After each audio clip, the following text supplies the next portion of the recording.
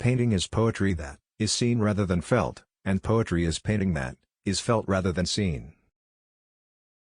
Once you have tasted flight, you will forever walk the earth with your eyes turned skyward, for there you have been, and there you will always long to return.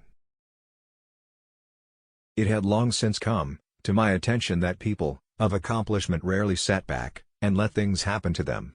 They went out and happened to things.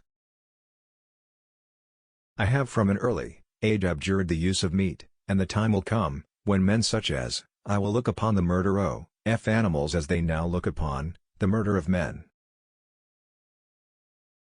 If you are alone, you belong entirely to yourself.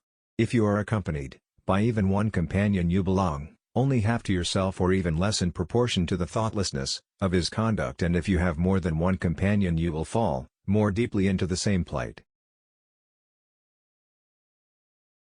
I love those who can smile in trouble, who can gather strength from distress, and grow brave by reflection. 'Tis the business of little minds to shrink, but they whose heart is firm, and whose conscience approves their conduct, will pursue their principles unto death. There are three classes of people: those who see when they are shown, those who do not see. Principles for the development of a complete mind: study the science of art. Study the art of science. Develop your senses, especially learn how to see. Realize that everything connects to everything else. One has no right to love or hate anything if one has not acquired a thorough knowledge of its nature. Great love springs from great knowledge of the beloved object, and if you know it but little, you will be able to love it only a little or not at all. I have been impressed with the urgency of doing. Knowing is not enough, we must apply. Being willing is not enough, we must do. One has no right to love or hate anything if one has not acquired a thorough knowledge of its nature.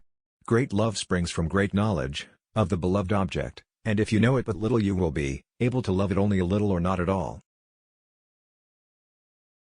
Every now and then go away, have a little relaxation, for when you come back to your work, your judgment will be surer. Go some distance away, because then the work appears smaller and more of it can be taken in at a glance, and a lack of harmony and proportion is more readily seen. The time will come when men such as I will look upon the murder of animals as they now look on the murder of men. Iron rusts from disuse, stagnant water loses its purity, and in cold weather becomes frozen. Even so does inaction sap the vigors of the mind. An average human looks without seeing, listens without hearing, touches without feeling, eats without tasting, moves without physical awareness, inhales without awareness of odor or fragrance, and talks without thinking. I have offended God and mankind because my work didn't reach the quality it should have.